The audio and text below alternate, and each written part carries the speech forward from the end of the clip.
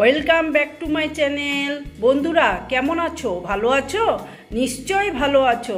চলে এসো, আজকে আমি তোমাদেরকে একটা রেসিপি দেখাবো। সেটা হচ্ছে, বন্ধুরা আমি কড়াটা বসিয়ে দিয়েছি।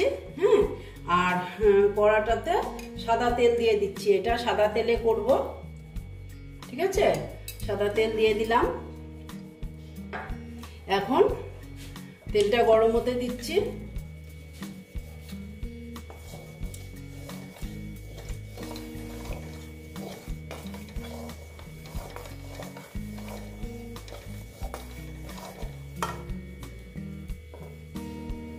দেখো তেলটা প্রায় গরম হয়ে গেছে। এখন আমি এই দেখো আলুগুলো আমি সব সেদ্ধ করে, এই দেখো সব খোলা ছাড়িয়ে রেখেছি। এইটা আমি দেখালাম না সেদ্ধ করাটা, কারণ ভিডিওটা বড় হয়ে যাবে, সেই জন্য আলুগুলো এই যে ভেজে নেব। প্রথমে ছোট ছোট আলু নিয়েছি।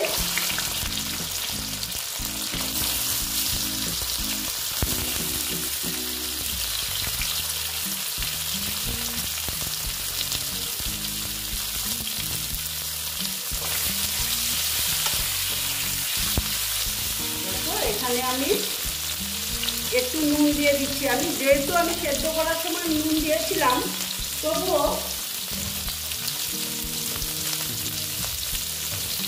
আর একটু লঙ্কার গুঁড়ো দিচ্ছি, কাশ্মীরি লঙ্কার গুঁড়ো। আমি এখানে হলুদ ব্যবহার করব না।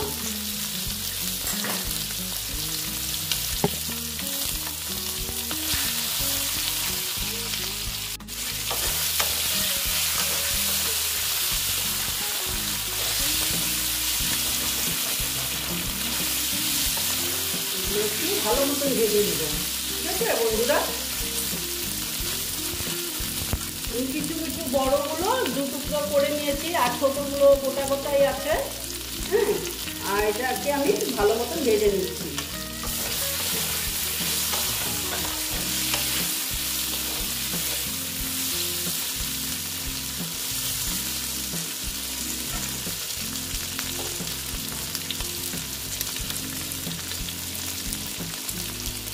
দেখো বন্ধুরা, এটা প্রায় ভাজা হয়ে গেছে। এবার আমি আলুগুলো তুলে নেব।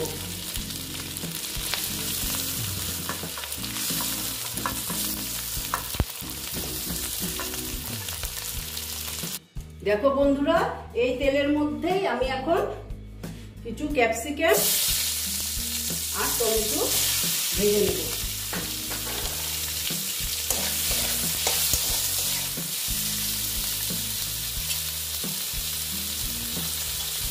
নুন দিয়ে দিলাম, মজে যাবে সেই জন্য।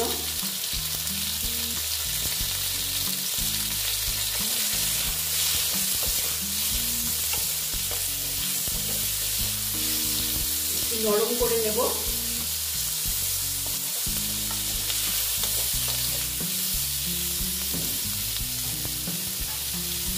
দেখো বন্ধুরা, এটাও ভাজা হয়ে গেছে। এবার আমি এগুলো তুলে নেব।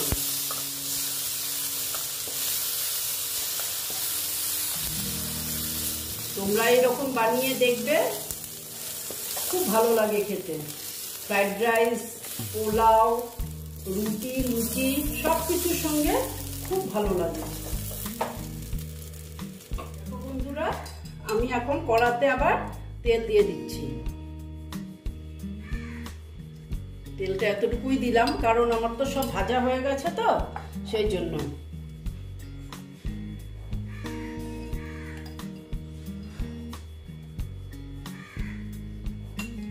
এবার আমি এখানে ফোড়নে দেব একটা শুকনো লঙ্কা আর কিছু গরম মশলা, গোটা গরম মশলা,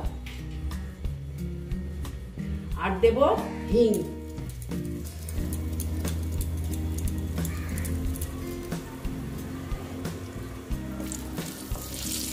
একটু নেড়ে চেড়ে নিচ্ছি।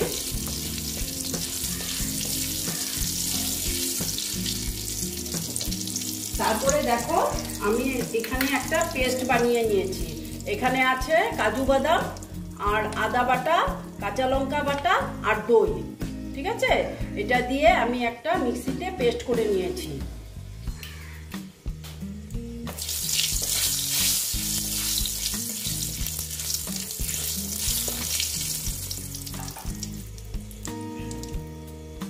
দেখো স্টিমটা কমিয়ে এবার আমি এইটা দিয়ে দিলাম।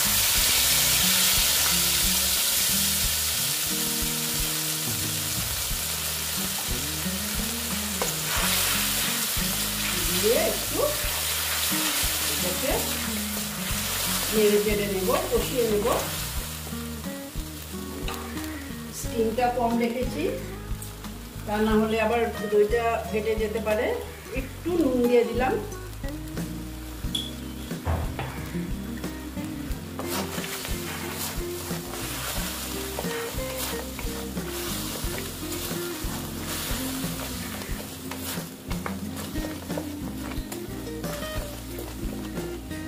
তারপরে দেখো বন্ধুরা, এখন আমি আলুগুলো দিয়ে দিচ্ছি।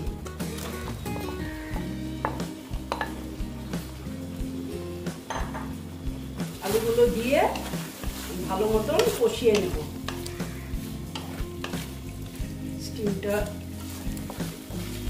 বাড়িয়ে দিলাম, এবার আমি একটু কষিয়ে নিচ্ছি।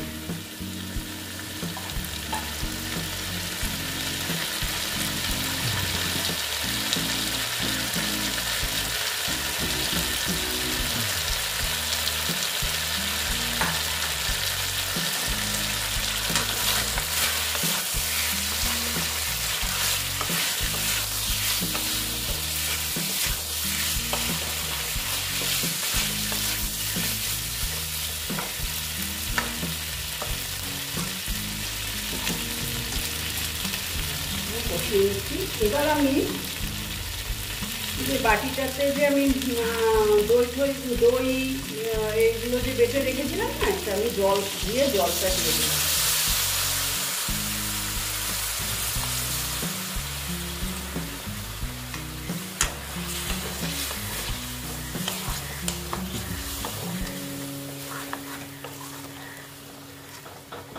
আস্তে আস্তে হতে দিচ্ছি।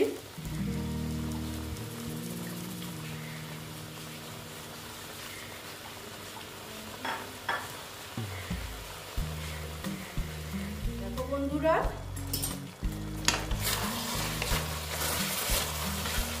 এখন আমি এখানে অ্যাড করব দুধ। দুধ দিচ্ছি। দেখো দুধ দিয়ে এটাকে আমি আস্তে আস্তে হতে দিচ্ছি। দেখো বন্ধুরা, এটা এখন আস্তে আস্তে হবে। আমি এই যে ক্যাপসিকাম আর টমেটোটা যে করেছিলাম এটা আমি দিয়ে দিচ্ছি। এটা মোটামুটি সব সেদ্ধই হয়ে আছে, ঠিক আছে। আর দিচ্ছি কয়েকটা কাঁচা লঙ্কা, দিয়ে দিলাম কাঁচা লঙ্কা। যদি ঝাল কম হয় খেতে পারবে, সেই জন্য। এবার আমি একটু ঢেকে দিলাম কিছুক্ষণের জন্য। এটা ঢেকে দিলাম, এটা হোক, তারপরে আমি দেখছি পরে আবার। দেখো বন্ধুরা, অল্প দেখে নিচ্ছি।